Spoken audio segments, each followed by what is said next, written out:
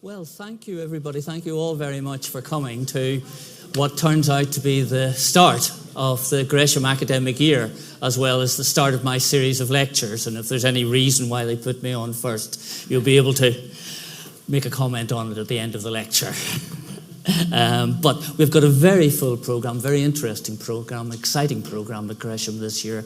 And do be sure that you have one of our booklets and take it away with you. And what I'm going to do myself this particular academic year is to look at a set of half a dozen mathematicians, look at their personalities, look at some of the important work that they did, and then look at some of the developments of that more recently in this century and more particularly in the last century. So before going on to the exciting topic tonight of Fermat and his theorems, let me tell you a little bit about some of the other lectures that I'm going to give this next year so that you can go away excited and enthused. And we're doing a slightly different system this year. Rather than having a laptop up here, I've got a screen down there. So if I keep glancing down, it's not because I'm looking down on you or anything like that.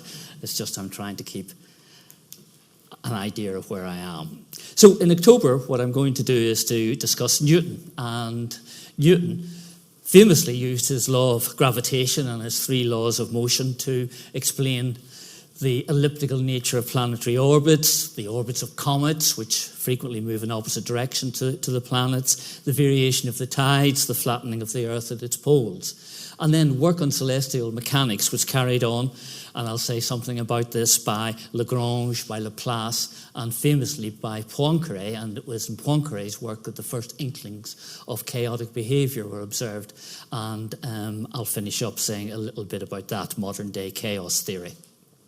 Then in November, that's going to be my Christmas lecture for you, and that's going to be on Euler's exponentials. And do come along, because everybody will get a free exponential function to take away with them and to play with over Christmas. And he introduced the symbol f for a function, I for the square root of -1, e for the exponential number.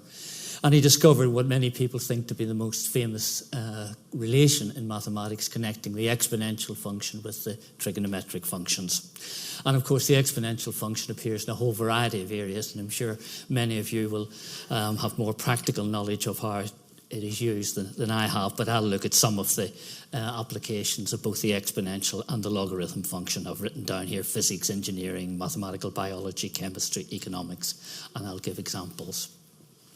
And then after Christmas in January, the lecture is going to be on Fourier series.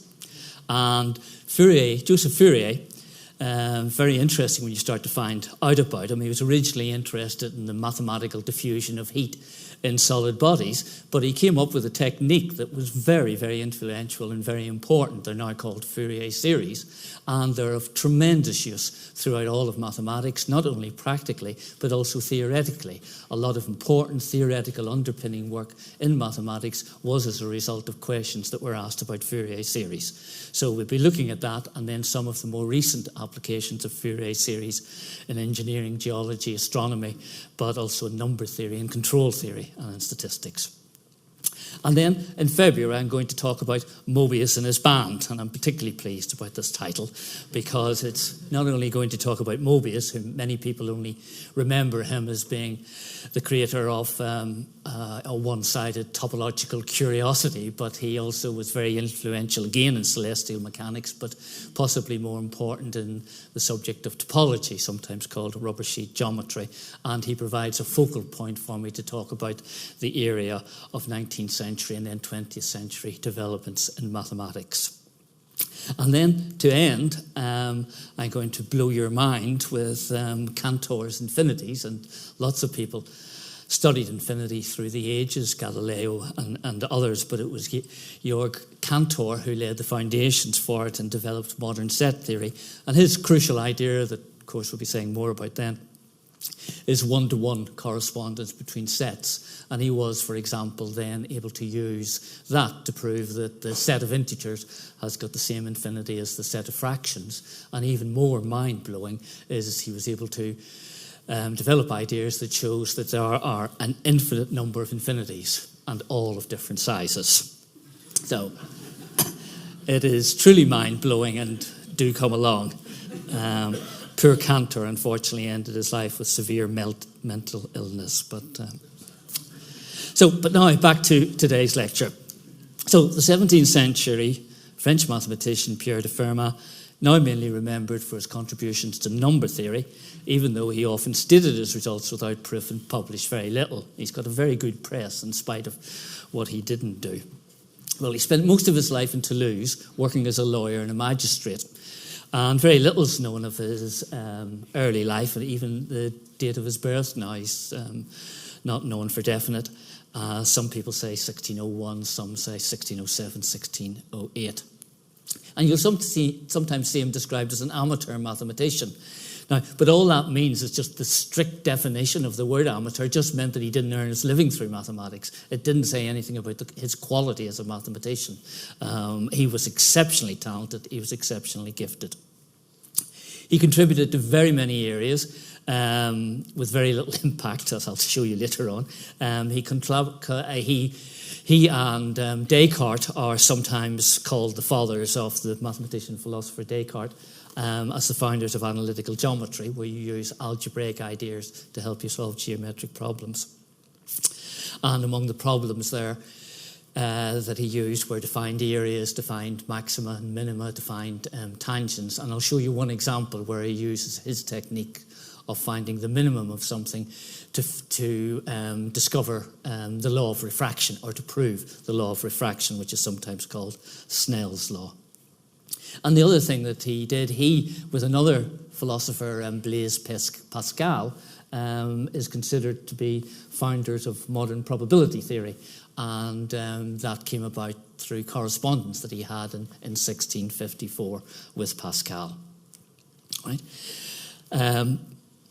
After his death, many mathematicians tried to prove the results as he left, because he was very bad at actually writing down proofs. We'll see a particularly famous example of that. But there are letters in which he does give proofs, and I'll show you the one example that has come down to us. And when I turn to his number theory, I really want to concentrate upon two main theorems. There's what's called Fermat's Little Theorem, which is about which very large number can be divided by which primes, and I'll say what I mean by those terms when we come to them.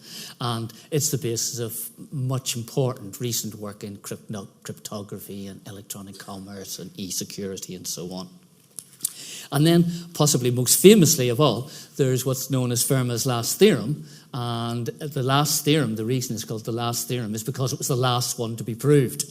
He stated it mid-century. It took over 350 years before Andrew Wiles dramatically proved it in the mid-1990s. So let me just give you a brief run through some of his work in analytic geometry, and then a little bit in probability, and then the majority of what I'll be saying then will turn to the number theory. So, as I say, Fermat and Descartes were the founders of analytic geometry, and analytic geometry, as we say, they're using algebra and a system of axes along which lengths are measured to solve geometric questions. And you may have known it in school perhaps as coordinate geometry. What you do is you get a particular geometrical question and you recast it in algebraic terms with the help of axes. And it was Descartes and Fermat. And of course, Cartesian axes are named after Descartes, although Descartes in fact didn't use ones that were at right angles. So let me give you an example of how Fermat applied it late in his life to the problem of refraction. Now, in refraction, what we want to do is to find the path of a ray of light that goes from a particular point, let's say Q1 here in air, into another point, Q2 in water.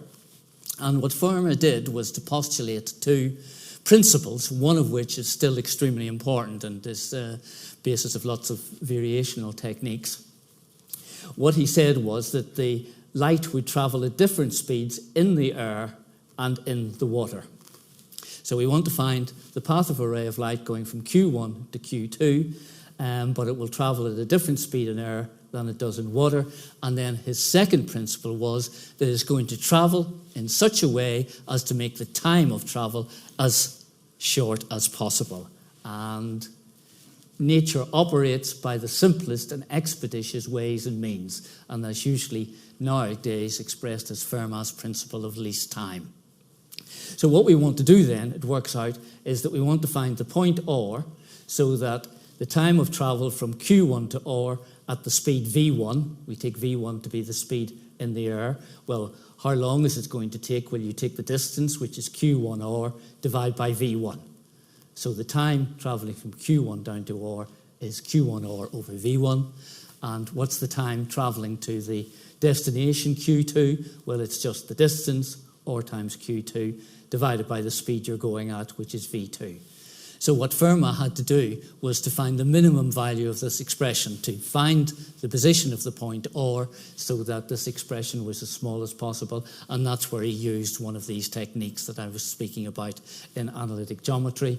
And it turns out when you do the solution that you find the point R so that this angle alpha here, which is called the angle of incidence, the relationship between alpha and beta, which is called the angle of refraction. So this is the angle at which, if you were to put a stick into the water, the stick would appear to be bent. So these are connected to the angle of bending. And the relationship is that sine alpha over sine beta is V1 over V2. So the ratio of the sines of the angles of incidence and the angle of refraction is the ratio of the velocities. And because you can measure these angles alpha and beta, you find out that alpha is bigger than beta, so that tells you that the speed of light is going to be greater in air. V1 is greater than V2. The speed of light in air is going to be greater than the speed of light in water. Now, it's very interesting because this relationship is usually called Snell's law, although I think it was Descartes who first put it into print. But both Descartes and Newton had an analysis of it, but what they did was they got this ratio over here the other way round. So they got that the sine alpha over sine beta was a constant, but they said it was V2 over V1. So their conclusion was that the speed of light in air was smaller than it was in water, and it wasn't until Foucault in the 19th century was able to measure the speed of light, and it was found out that in fact it was Fermat that was correct. Light does travel faster in air than it does in water, and Newton and Descartes were wrong. All right, let me then say a little bit about his probability theory. I've mentioned a little bit about this on one or other occasion. Lots of things at that time had to do with gambling when it came to probability. That was the framework within which it was established, and now with financial mathematics, that's the framework within which it continues. Still gambling. It's still gambling, exactly. Only they're gambling with our pension money. But anyway, not their own. Maybe we can edit that out, Valerie, when we come to the point. So the problem here was, what's the fair division of stakes in a game, which is interrupted before its conclusion? What you have, two players, you play, so you and I play a certain game repeatedly to win £64. I choose 64 because it's very divisible by 2. And we do it, we toss a coin, and the winner is the first person who wins 4 times. But the fire alarm goes off when you have won 2 and I have won 1. How do we go about dividing the stakes of £64 between the two of us? You have won 2 games, I've won 1 game. Right. And various people put forward different answers, but it was Fermat's approach that was more influential in the development of probability. What he said was, imagine that we were to be able to continue for another 4 games. And the thing is, it has to end after 4 games, no matter what, because, what did I say? You were in 2, I was in 1. So I could win another 2, which would bring me up to 3. You could win another 2, which would make you win, bring you up to 4. So it has to finish after 4. It may finish earlier than that. You may win the next 2 games, so you may win in less than 2. But in any situation, it has to finish in the next 4 games. And what he did was, he said that each of the possibilities for those 4 games are equally likely. And it was that equally likely notion that was to prove very influential. So he wrote down all the 16 possibilities, giving the set of outcomes of the next 4 games. And I've put U,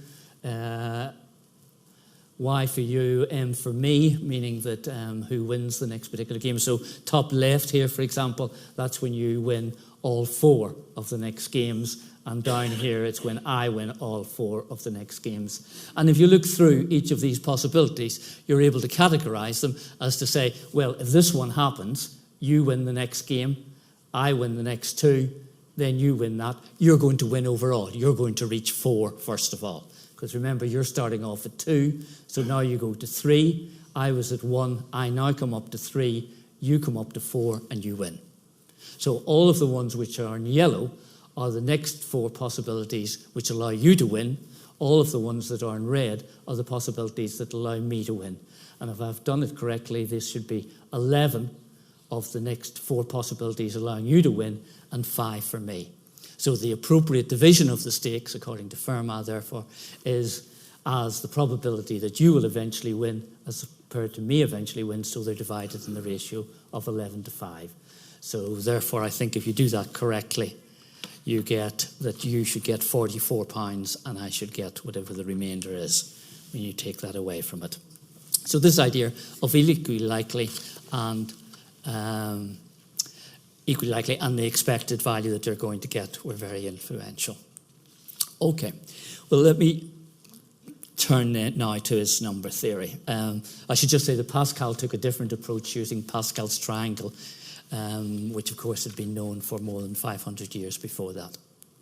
Right. So I'll read this out because it sort of summarizes what I want to say about Fermat. Because Fermat published so little, and because there was very limited circulation of his letters and manuscripts, his work on analytical geometry, on maximum and minima, and how to find areas, as well as his work on probability, had very little influence on his contemporaries. But the area to which I'm going to turn, his number theory, had almost none at all. But it's justly the area for which he's properly remembered.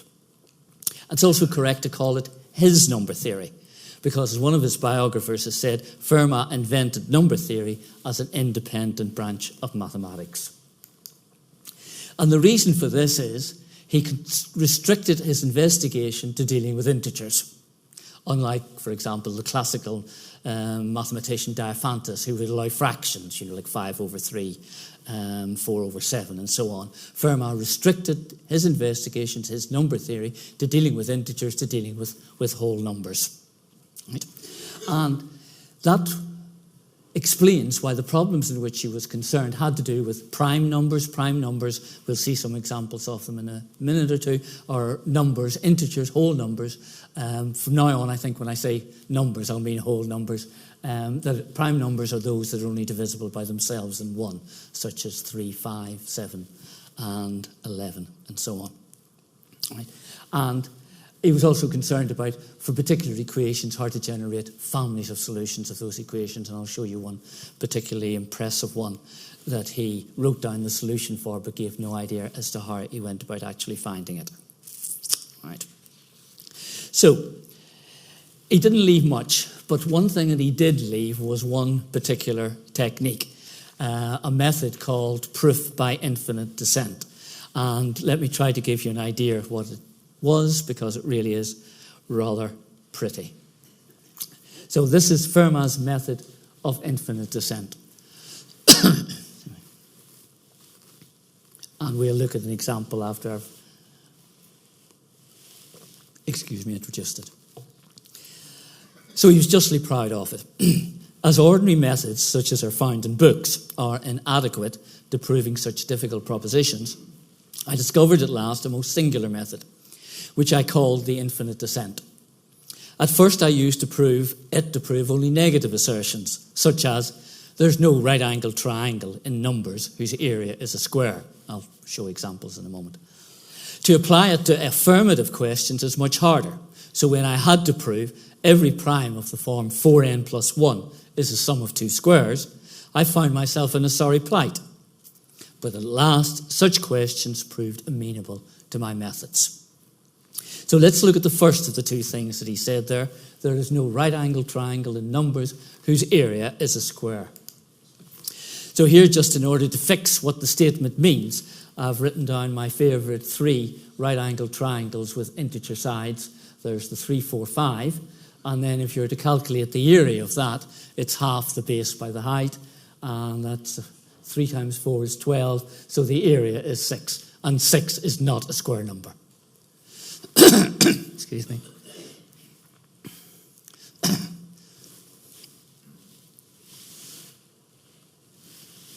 Then, excuse me, with 5, 12, 13, again, right-angled triangle, integers in the sides, just to get that point fixed. The area is 5 times 12, which is 60 divided by 2, giving you 30. And 30 is not a square number, not the square of an integer. And here, just showing off, 8, 15, 17, right-angled triangle, 8 times 15. 120 divided by 2 is giving you 60. So 60 is not a square. So how do you prove that in general for all right-angled triangles with integer sides that the area is not going to be a square? And if you think about it, it's quite hard to know how you're going to get started. And what Fermat does is to use a proof by contradiction. He says, let's suppose there is such a triangle. And then he will go on to deduce certain things, and then he will deduce something that is wrong, something ridiculous, so his starting point had to be false as well. There is no such triangle with integer integer sides, and whose area is a square. So he took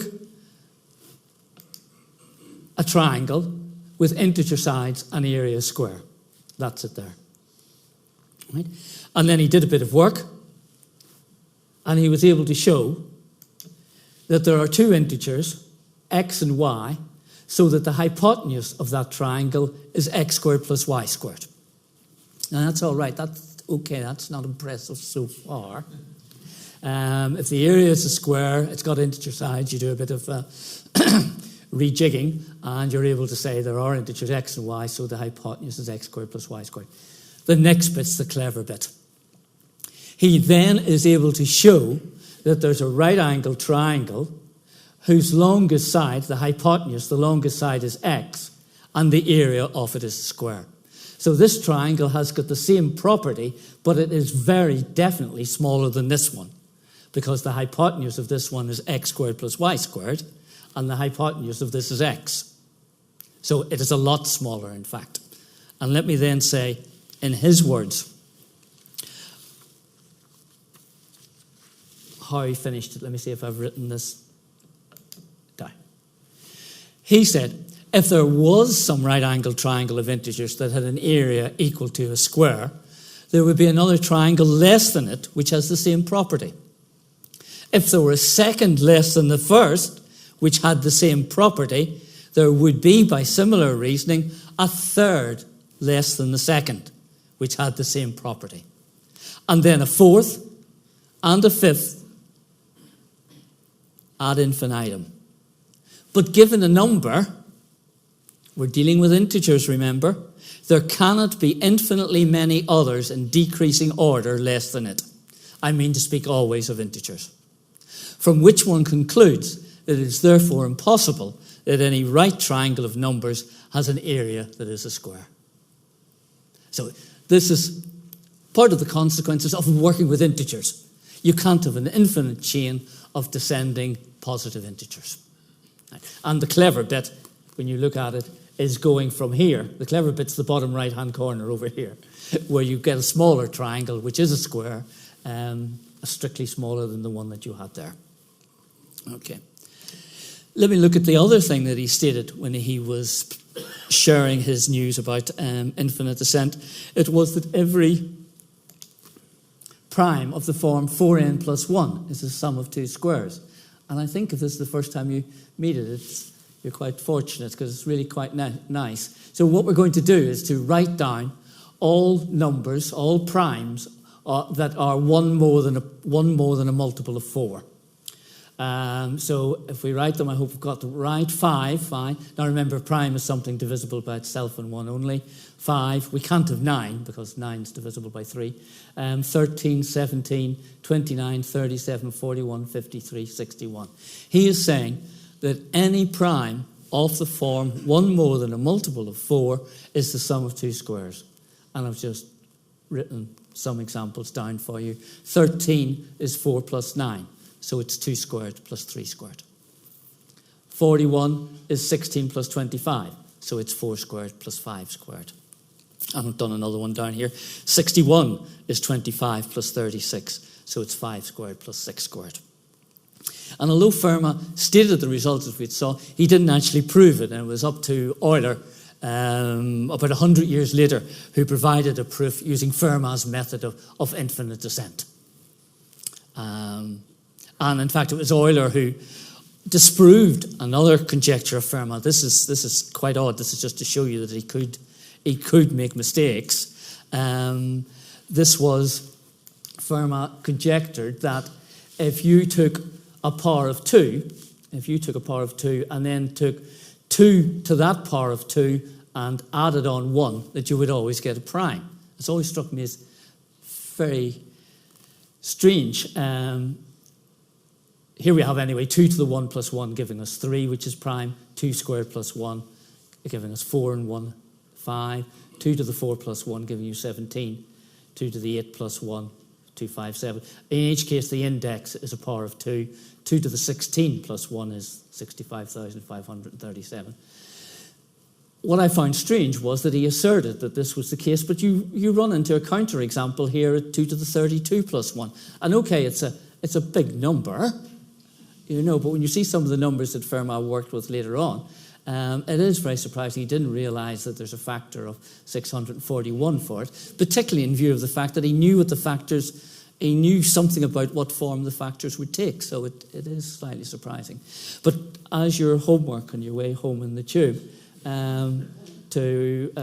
or other form of transport, it's quite fun actually. There's quite a nice way, you see, I found in a number theory textbook of proving this. What you do is you add on this number 5 to the 4 multiplied by 2 to the 28. You add it on and you take it away.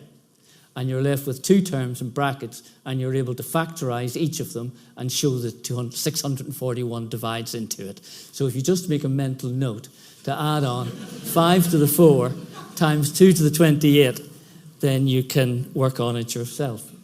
And in a sense, you'll see what I mean when I look at this next example here. This is one of those strange situations in mathematics where there's an equation called Pell's equation, but it was looked at by an Indian mathematician, Brahmagupta, in the 8th century, so it's one of these misnomers. But in any case, what you're looking for is this equation here, 109 times x squared plus 1 is equal to y squared. So you're looking for integer solutions, whole number solutions for that. And the smallest solution which Fermat found is here.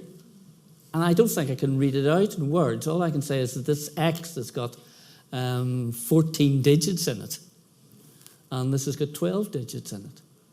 So he must have had some general method. I mean, you don't just come up with something like this by trial and error. But as to what it was, we don't know. Okay, so let me turn now to the 2 amazing theorems that are named after him, Fermat's Little Theorem and Fermat's Last Theorem.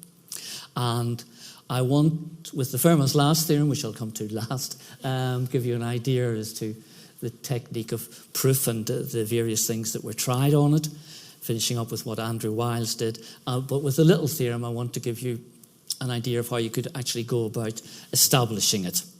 And I want to introduce, first of all, the idea of modular arithmetic. And modular arithmetic, I think, is best introduced when you think of a clock. It's sometimes called clock arithmetic, where we're taking the modulus to be 12. And any time in clock arithmetic you get 12 or you get a multiple of 12, you replace it by 0. So if you go the whole way around the clock, then you either to 12 or a multiple of 12, you get it by 0. And you can replace 12 by any other modulus that you like. So let me give you definition of it here. Slide's a bit cluttered, but it's all like first day at school in some senses. So just a bit of notation up here. What we're saying is the 2 numbers, A and B, they're congruent mod n, they're related mod n, when they've got the same remainders when you divide by n. So we think of n, if you think of n as being 12, and like going round the clock, 12, what we're saying is that A and B will give rise to the same time. The only thing that could possibly be different about them is that they've gone round the clock a different number of times. So let me see here, for example, I've taken the modulus to be 24. So what I mean is that, look at the number 35. Well, you go round the clock, you go round 24, and what are you left over with? You're left over with 11. So 35 has the same remainder, 11, when your modulus is 24. Let's look and take the modulus to be 7. So in this case, going round the clock, it's just going round 7 times. And what happens with 18? Well, 18, you go the whole way round the clock, and then you go 4 more.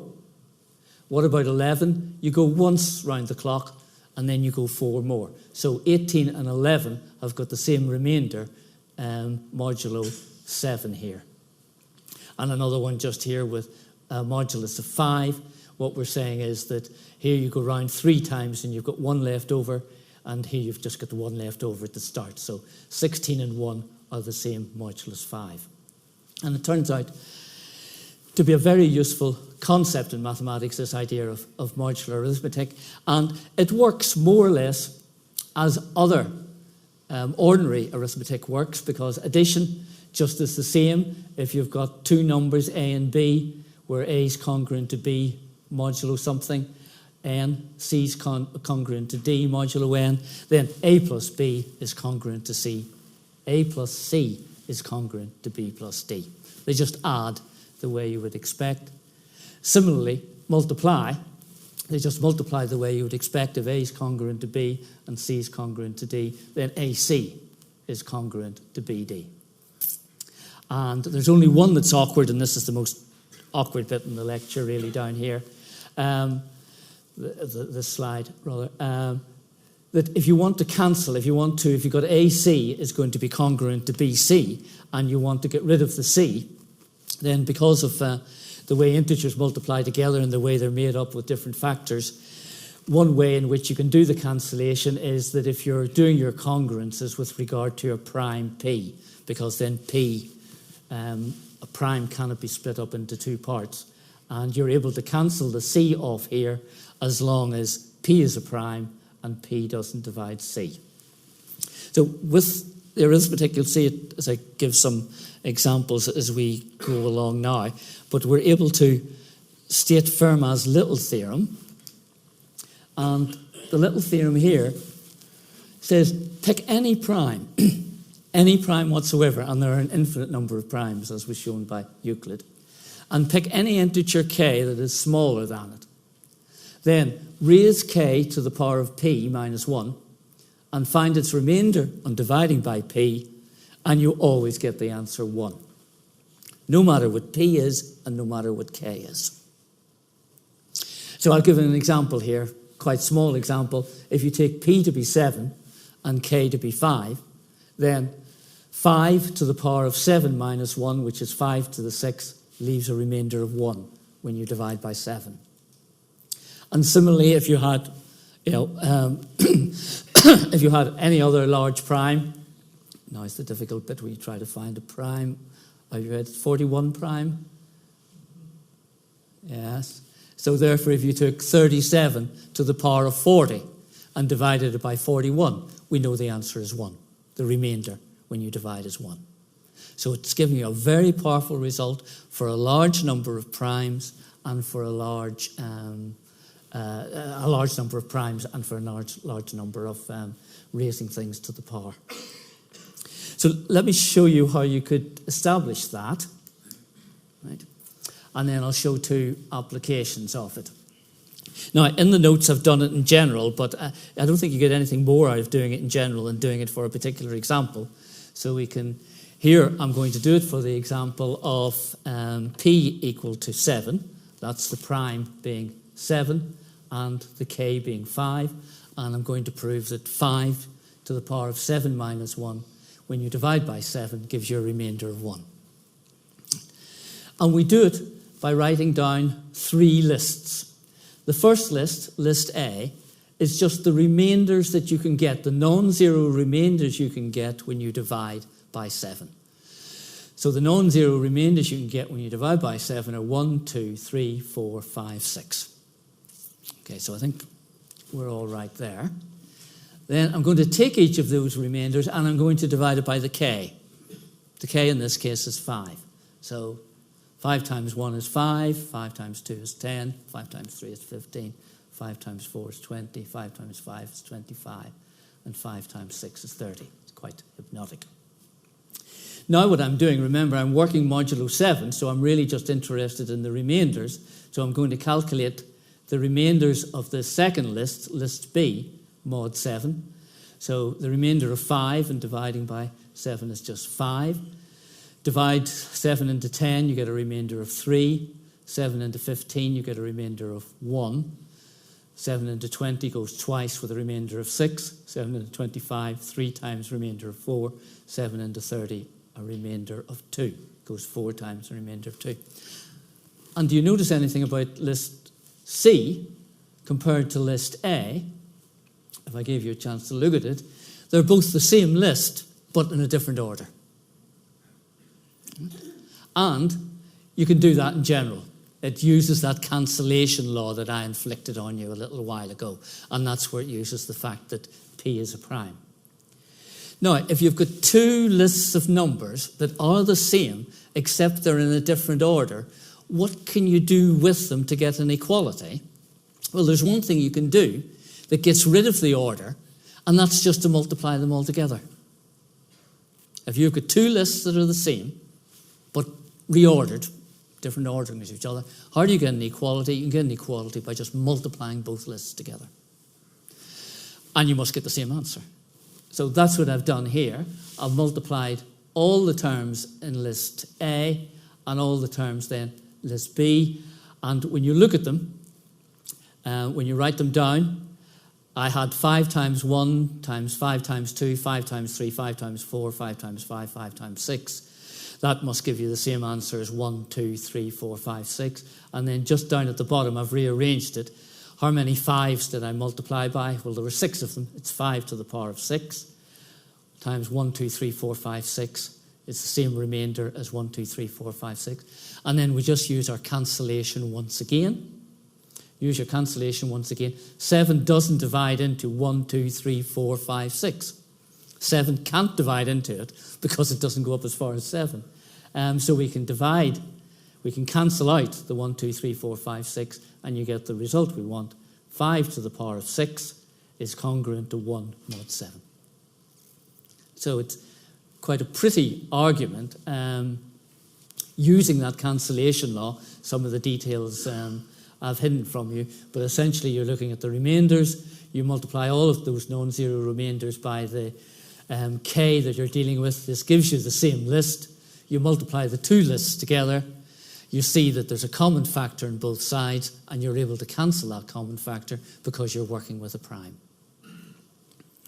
And in the notes, I've left you with your own example to do with 11 and 7, the prime being 11 and the answer being 7. Okay. So let's look at two applications of that, one of which is to primality testing. And one of the important things in public key cryptography, I'll show you in a moment, is to be able to find, in fact, very large primes with very many numbers of digits. And it's very difficult to show that a number is prime, or rather it's very slow to show a number is prime if you do it the obvious way, which is just taking the number and try dividing by the possible factors that it could have. So people have looked for faster ways of establishing whether or not a number is prime. And what Fermat's Little Theorem does is to give you a way of being able to do that, because Fermat's Little Theorem says that if p is a prime number, you take anything smaller than it, raise it to the power of p minus 1, then if you divide by p, the remainder is 1. That's all that we've been saying. So it tells us, for example, that if you don't get 1, the number is not prime. Because Fermat's Little Theorem says you must get 1 whenever p is a prime. So I'm going to show you, you may say taking hammer to crack a very small nut, that 15 can't be prime. All right? So what I'm going to do is to apply Fermat's Little Theorem to it.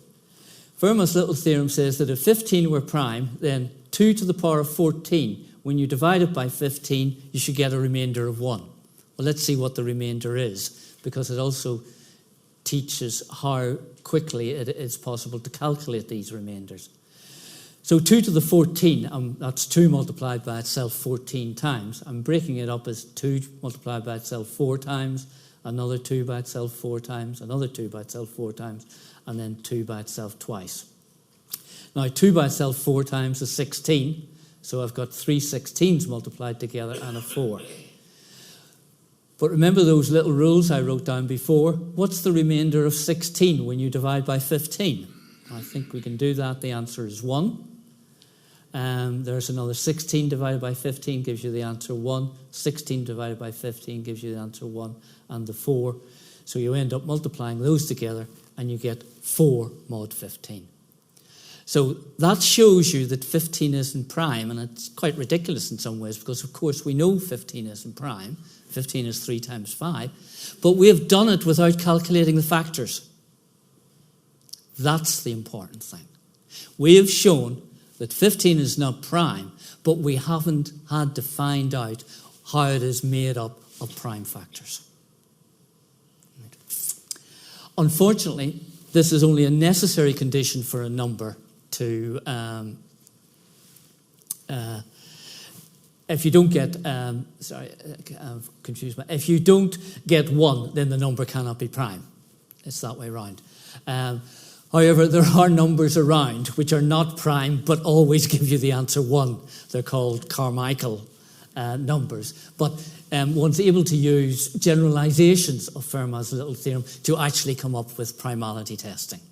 So ways have been able to establish whether or not a number is prime. But what I'd ask you to sort of keep in your heads is it's a way of doing it that doesn't do the brute force approach of trying to find out what the factors are of a number. It's able to trying to establish it without obtaining any factors for it. And how that's important is if you look at the Rivest, Shamir and Adelman approach to public key cryptography, which is a cryptographic system whereby the algorithm for encryption is published. Here the algorithm for encryption has been published on a T-shirt. So you know how to do the encryption. You know how to do the decryption. It's public. You also make public the numbers that are used in the encryption. The only thing you keep secret is the decryption key. But everybody knows how to go about it, if they could only do it. And what you do is you find 2 very large primes, perhaps using Fermat's primality or something based on it that we saw in the earlier slide. These are big primes, hundreds of digits. You publish their product, so you publish PQ. So if there were an efficient way of being able to find the factors of number, this RSA system would collapse, which is probably why so much money goes into number theory these days. So you publish the product. So you've got this large number and it is made public. Now, this is still me. I'm the person who's developing it. Then what you do is you find 2 numbers, E will be for encryption, D will be for decryption. 2 numbers, A and D, which leave a remainder of 1. It's partly because of explaining this algorithm that I've introduced the modular arithmetic, that leave a remainder of 1 when you divide by P minus 1 times Q minus 1. Right. And what you do is you publish N, the product, and you publish E. E for encryption. Now, how do you go about encoding a message? Well, you take a message M, you break it up into blocks, and you associate the blocks with a number in some particular way. Then what you do is you raise each of those blocks to the power of E and calculate its remainder mod N. And you can see this is ideally made for some sort of computational device to be done. And that's what the cryptogram consists of, C. It's raising the message to the publicly made known E and then finding out what the remainder is. And you publish C. And C is the cryptogram, the encoding. In order to undo it, in order to get back what you are, you take the encoding, C, and you raise it to the power of D, calculate its remainder when you divide by n, and you get back to where you started. You get back to the message. And the reason for it is because of the number 1 up here and Fermat's little theorem, that what you can do is you can show that here what you've done is you've taken the message to the power of e, raised it to the power of e, you get that answer and raise it to the power of d, so you've got the message raised to the power of e times d, and it's essentially that ed is the same as 1. So you get back to where you're starting. So trying to put together various things with the primality, because, getting up to that in 36 minutes is not too bad for you. You should feel pleased. Which allows us then to finish on the high of Fermat's last theorem and the best excuse for homework in a history. As I say, it's the one that was last to be proved, of his results last to be proved. He came up with it while reading an edition of Diophantus's Arithmetic. That's an edition of it on the left-hand side. And what he did was he made notes in the margin as he was reading through, something of which I do not approve. And the question that he was writing a note about was this question 8, and this question 8 had to do with writing a number again as an integer as the sum of 2 squares. And there was the original one doesn't seem to have survived, or at least I've never seen it. But what did happen was his son Samuel published an edition of Diophantus's Arithmetica, in which he also published the marginal notes of his father. So this is the marginal note that turns out to be what's now known as Fermat's last theorem. And in translation, what he says was, it's impossible to separate a cube into 2 cubes, or a 4th power into 2 4th powers, or in general any power higher than the second into 2 like powers. I have discovered a truly marvellous proof of this, which this margin is too narrow to contain. So it's a very good excuse, and should all use it once, at least once. So in algebraic language, what's he saying? He's saying that you've got no whole number solutions of x to the n plus y to the n equals z to the n if n is any whole number bigger than or equal to 3. All right? And now, that's a very powerful statement. I mean, it's saying for any number, x to the 4 plus y to the 4 equals z to the 4, which is the one that Fermat proved. I'll show you in a minute. X to the 100 plus y to the 100 equals z to the 100. The power can be anything bigger than or equal to 3. Now, it turns out it's not quite as bad as that, because there's an infinite number of integers which can be powers, and you can prove them for a smaller number, but they're still infinite. Namely, you only have to prove it when n is 4 or an odd prime. Because suppose you proved it for 4, and you were looking at the equation x to the 200 plus y to the 200 equals z to the 200, and you thought you got a solution for it. Well, you haven't, because x to the 200 can be written as I've got down here, x to the 50 to the power of 4. Y to the 200 can be written as y to the 50 to the power of 4. And z to the 200 can be written as z to the 50 to the power of 4. So if you had a solution of x to the 200 plus y to the 200 equals z to the 200, then you would have a solution of something to the 4 plus something to the 4 equals something to the 4, and we know that can't exist. All right? So you only have to prove it then for 4 and for an odd prime. Similarly, if you come up with a solution for x to the 51 plus y to the 51 and so on, I would say you can't have that, because x to the 51 is x cubed to the power of 17 plus y cubed to the power of 17 equals z cubed to the power of 17. And I know it's not true for 17. So you reduce it down to some extent quite quickly to those particular cases. And let's see, Fermat proved it for the case n equals 4, and this is partly why I showed you the example about square numbers before. He said, suppose, or we can interpret what he did in this way, suppose there's a solution in integers to x to the 4 plus y to the 4 equals z to the 4. Well then, that allows you to write down a particular Pythagorean triangle, one with sides x squared, y squared, and z squared. theorem of Pythagoras applies to it.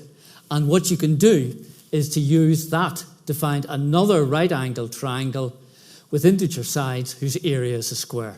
So if there's a solution to this one up here, it's another proof by contradiction. If you can find a solution to that, this triangle must exist. If this triangle exists, you can find a triangle whose area is a square. But you were all nodding, I think you were nodding in agreement, and not for any other reason, when I showed you that there was no such triangle whose area is a square. So Fermat proved that. So one down. Infinity to go. And progress was slow. In the first 200 years, Fermat did 4, Euler did n equals 3 in 1770, Legendre and Dirichlet n equals 5 in 1825, and Lamé did n equals 7 in 1839. So not a lot of progress, and in fact, the progress that was made very much depended on the nature of those particular numbers and couldn't be applied in general. And that was until Sophie Germain came along and proved it for a much larger number of primes, and she's got a most interesting background. She was born in Paris, daughter of a wealthy merchant, and of course in the world of 18th century university mathematics, it was very difficult for talented women to be accepted or to attend university or to get a job. But her interest in mathematics is supposed to have begun during the early years of the French Revolution, and during the reign of terror in France. She remained at home teaching herself. And then she wanted to study at the École Polytechnique. She would have been eminently qualified to study there, so she obtained the lecture notes for Lagrange's new course on analysis, and then she took a male pseudonym, Monsieur Leblanc, and she wrote to Lagrange. He was very impressed by her, wanted to meet her, and then was surprised but delighted when he did meet her, and set up introductions to other mathematicians with whom she corresponded, and one of those other mathematicians was the great Gauss. And she wrote to Gauss about Fermat's last theorem, and she made a really amazing development in it using things that are called auxiliary primes. But you see, she's now got the kind of statement that you want to get. You've got all of these primes you're trying to show it for, and she showed that if n was any prime number less than 100, then she showed there were no positive solutions in a particular set of circumstances where x, y, and z have got no common factor with n. But the details of it don't really matter. What's important, is really nice, is that it's for a whole class of primes up to 100. You know, it's not dealing with individual primes and the particular properties of individual primes. She used something called auxiliary primes. It just turned out it was very hard to deal with them in general. So she did them, great advance. There were advances which gave rise to the subject of algebraic number theory by means of a false proof. But what happened here was that it moved into the complex domain, which was an important development as well. But it did allow the result to be established for a few more primes. But what had happened then by 1987 was that it had been established on the basis of the work so far and computer investigation for indices, that's for n, up to about, I think it's 4 million. But they were having to deal with individual cases now. It now came down to particular characteristics of particular powers. So something was needed that was new and different, and that's where Andrew Wiles comes in with his particular investigation, and it's beautifully told in Simon Singh's book on Fermat's last theorem, and also on the television program which he directed, which was a Horizon television program broadcast on Radio 4, BBC 4, television program BBC 4. And in fact, the BBC have archived it, and I put the web link in the notes, or you can Google it if you Google Simon Singh Horizon Fermat's last theorem. You'll get to the link for it. Right? And Here's Wiles at the lecture in Cambridge where he announced the proof of the last theorem. And it really is a lovely story altogether when you read through it, the magic and the excitement, how it comes through, the drama, the human interest. You can see mathematics as an alive subject that's developing, where the path is uncertain. It's just, I really do recommend you watch the programme, and with a box of tissues by your side as well. All right. And let me try to give you the finishing up the core idea. Need a different set of ideas. And how can I best explain it? Explain it like this here. You've got, this is an illustration. You've got things called circles, right, which are particular kinds of curves, and you've got things called trigonometric functions, like the sine and the cosine. Now, it is the case that you can use sine and cosines to describe any circle. Because if you've got a circle of radius r at a particular place, you just say each point on the circle is r cosine theta, comma, or sine theta. So you've got a description of circles using these functions called trigonometric functions. Well, that's just how you prove Fermat's last theorem, except that instead of circles, you have these things called elliptic curves, where they don't just involve x squared and y squared, they involve x cubed. So they're curves of the form y squared equals x cubed plus rx squared plus sx plus t for some integers rs and t. And they've got very important number theoretical properties. Right? So you have to take that as given. Then, instead of the trigonometric functions, you've got things called modular forms. So they're the analogue for the trigonometric things. And modular forms are a way of generalizing these Mobius transformations. There's an example of one of them. They're of a particular form. Doesn't really matter too much what form there are. The point is, what is the connection? And the connection's just the same as the connection between the circles and the trigonometric functions, which is to say, what the Taniyama-Shimura conjecture was, that every elliptic curve is associated with a modular form. Exactly the same as that analogy I was trying to use between circles and the trigonometric functions. So the point is, this very famous, very difficult conjecture, exceptionally difficult, that every elliptic curve, every one of these, any one of those, is associated with a modular form. And how the breakthrough came about was because of what Frey did, or other people, but Frey in particular. He supposed that there was a solution to Fermat's theorem. Again, your old proof by contradiction. There was a proof by there was a solution, an A, a B, and a C, and a prime P, so that A to the P plus B to the P equals C to the P. And then he considered this elliptic curve. Y squared equals x cubed plus b to the p minus a to the p, x squared minus a to the p, b to the p, x. And it turns out that if these a, b, and c are related in the way that we have in the very first line, that this elliptic curve is bizarre. And he was able to show, various people able to show, that it could not be modular. It couldn't be associated with a modular form. It was that strange. So it would contradict the Taniyama-Shimura's conjecture, which said that every elliptic curve was associated with a modular form. So all you had to do was to prove that. All you had to do was to prove that. And Wiles set himself the task of proving the special case, as it turns out, of the conjecture that implied the truth of Fermat's last theorem.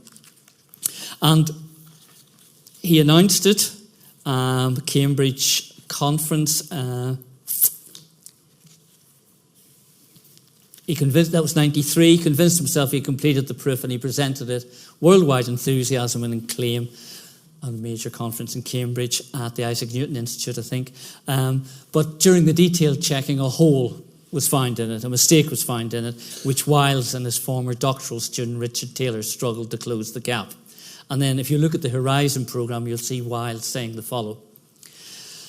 They struggled for over a year to be able to do it. He says, suddenly, unexpectedly, I had this incredible revelation.